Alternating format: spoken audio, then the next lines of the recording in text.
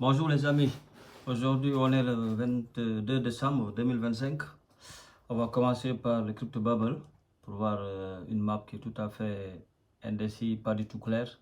On a juste une crypto qui vient de nulle part, on ne sait pas un BAT, peut-être ça a été listé sur une plateforme centrale ou bien je sais pas moi, il y a ici la MX qui est un DEX, mais on ne sait pas trop. On va voir ce qui va se passer, on va développer tout ça au cours de la vidéo.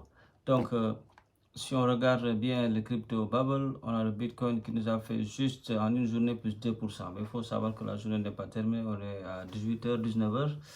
Donc, il y a l'Ethereum qui nous a fait un plus 2,6%. Mais dans la semaine aussi, le Bitcoin nous a fait 3,2%. Vous l'avez ici.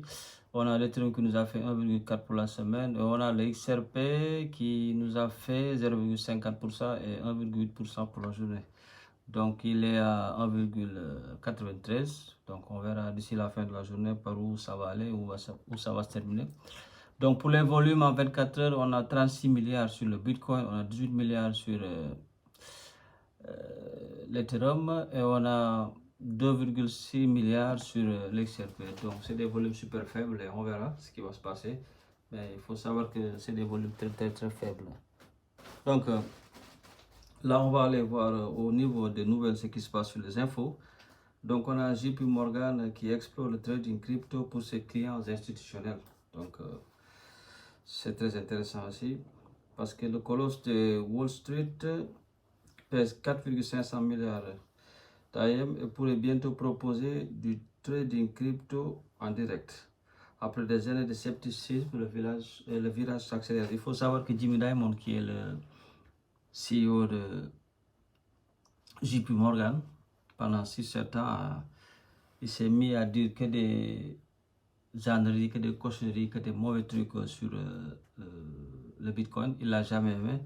Donc maintenant, il fait un virage à 349 degrés pour tout changer et permettre à ses clients institutionnels de trader du Bitcoin et des cryptos.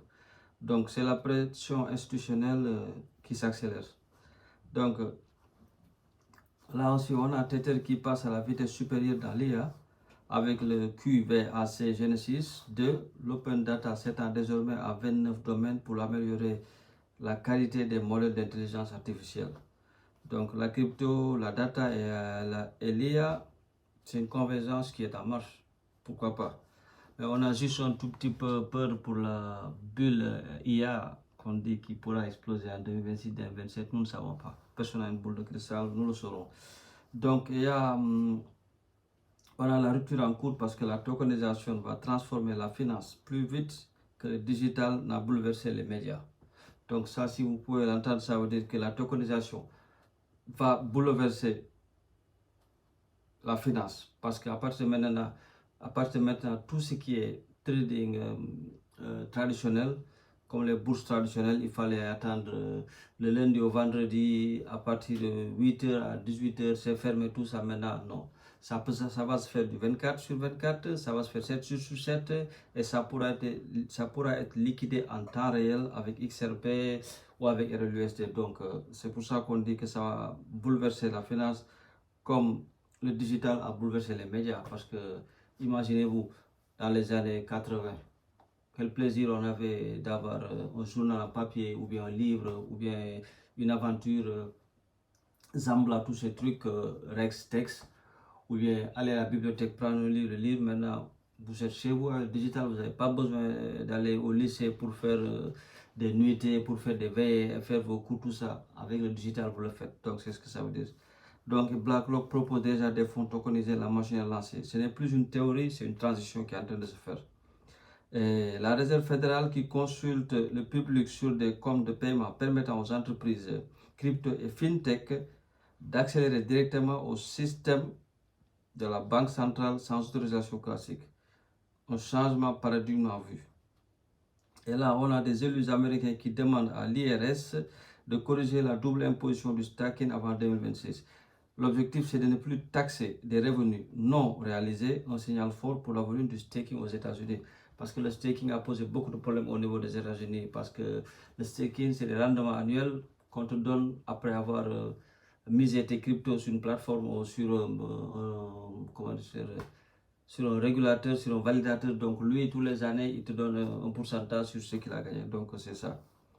Et là, on a les produits d'investissement crypto enregistrent 952 millions de dollars de sortie nette sur la semaine, une première après 4 semaines positives.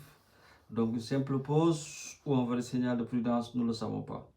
Et ici, on a Trump qui affirme que le poste de président de la Fed est le job le plus facile du monde.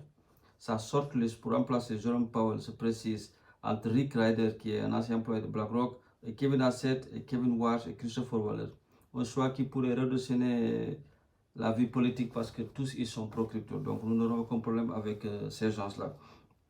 Et donc là, on a Cathy Wood, qui est le CTO d'Ark Invest, qui nous dit qu'anticiper une année quasi idéale en 2026, une inflation attendue proche de 0,0%, des conditions favorables pour action, innovation, crypto. Donc, tout paraît aller bien. Et là, on a malgré des performances négatives en 2025, l'ETF Bitcoin de BlackRock, IBIT, a attiré près de 25 milliards de dollars d'entre les institutions accumulent et continuent d'accumuler pendant que le marché doute. Le smart money en action, c'est ça. Quand le retail qui sommes nous avons peur, le smart money continue de travailler. Donc,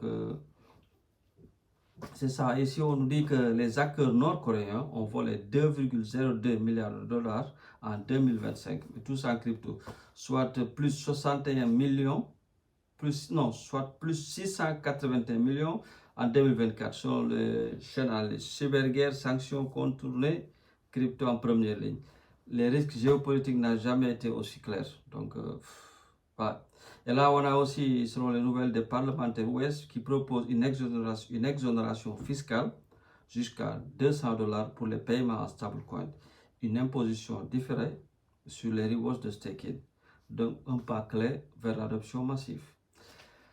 Donc, les gars, on a fait le tour des informations. Et aujourd'hui, pour voir le Bitcoin à ce niveau où il est au 89 796, on a fait une clôture hebdomadaire, ça veut dire clôture semanale, qui n'a pas été top, mais qui n'est pas mal. Donc, ça veut dire quoi? Là, on a fait on a cassé un niveau clé qui était les 089 000. Donc là, on a été voir les 90 500. Donc, il faut savoir que quand on casse au niveau, on revient le retester. Donc là, on peut dire qu'on est dans un genre de type pullback parce qu'on doit revenir retester le niveau qu'on a cassé, qui a été une résistance maintenant qui va se transformer en support. Donc, on a une cible, c'est les 94 000. On peut les atteindre, mais il faut savoir qu'entre-temps, il y a une résistance qui est très dure. C'est la résistance de 92 002 qui a été un ATH. Donc, ça va être très dur à casser, mais si on réussit à casser cette résistance, on a pour cible les 94 000 et à partir des 94 000, je vous l'ai dit, c'est vers les 104 000. De toutes les façons, rien n'est sûr, nous ne savons pas ce qui se passait ni qu'est-ce qui va se passer. Donc, là, on va revenir sur nos affaires concernant l'XRP parce que il faut juste imaginer qu'une entreprise crypto n'utilise non seulement pas la blockchain, sinon que ça se connecte directement avec un système de dollars des USA. Et il faut bien vous dire, messieurs, dames, que c'est là où opèrent les plus grandes banques du monde. Il faut savoir qu'on espère la Clarity Act en janvier 2026, tout au début, c'est ce qui a été dit. Et c'est une loi qui va donner de la clarté aux cryptos pour décider lesquelles sont des matières premières ou commodities ou lesquelles sont des valeurs. Et ceci va affecter directement le token XRP parce qu'XRP est la seule de tout le marché crypto qui est avec une clarté légale et judiciaire qui lui donne le feu vert aux banques et aux institutions d'en détenir et travailler avec. Donc il faut savoir aussi que sans réglementation, les grandes institutions n'entreront jamais dans le jeu, n'entreront jamais dans le marché. Les amis, il y a aussi la licence bancaire. Vous savez, Ripple avait fait une demande au cours de cette année 2025 pour l'obtention d'une licence bancaire qui lui permettra d'avoir une compte-maître au niveau de la Réserve fédérale. Le compte-maître au niveau de la Réserve fédérale va permettre à Ripple d'opérer comme une banque aux États-Unis. Chose qu'on espère qu'il va se passer au premier semestre 2026. Donc, et dans cela, ça permettra à Ripple de gérer et de garder des fonds. Mais il faut savoir aussi que Ripple ne gardera pas des XRP, mais plutôt il va garder son stablecoin qui est le RLUSD et offrir des services financiers et opérer comme une banque normale, régulière, et cessera d'être une entreprise de crypto telle qu'on le pense et jouera dans la cour des grands où sont les banques les plus grandes du monde. Donc il faut comprendre aussi que ça permettra à Ripple d'utiliser le compte de la Fed, ce qui va lui permettre aussi de transformer des dollars dans le système général de la Fed, comme le Fed Now ou comme le Fed Wire, qui vont être des transferts d'argent en temps réel faits en RLUSD. Donc, si vous comprenez bien ce que je vous dis, les amis, Ripple va être dans la Fed pour les transferts de Fed Now ou de Fed Wire. Donc, ça veut dire qu'au niveau des États-Unis, au niveau de la Fed, tous les transferts peuvent se faire depuis Fed Wire, depuis Fed Now, mais ça va être du dollar à XRP, de XRP à RLUSD. Donc, ça va être beaucoup plus facile parce que ça pourra se faire en stablecoin. Mais si Ripple va le faire, il ne va pas utiliser la stablecoin de USDC au stablecoin de Binance, au stablecoin de PayPal, au stablecoin de BlackRock. Il va utiliser son propre stablecoin pour faire cela. Donc, c'est le FedNow qui est le paiement national et qui se fera en temps réel et des paiements internationaux en ce qui concerne les cross-border payments. Donc, les marchés ne bougent jamais. Quand les marchés sont en euphorie, mais quand tout le monde a peur. Et c'est justement là où on est actuellement. XRP est aussi sur le même niveau depuis très longtemps. Mais il faut comprendre que le marché calme est un marché très fragile. Parce que pendant les vacances qui vont arriver, il n'y a pas beaucoup de traders. Les gens sont en vacances et les volumes de trading sont très faibles. Donc c'est un contexte parce qu'il y a moins de participation et qui dit moins de participation dit moins de volume. Et cela veut dire qu'il ne se passe rien prochainement. Mais aussi, il faut savoir que s'il ne se passe rien, il n'y a aucun mouvement qui bouge.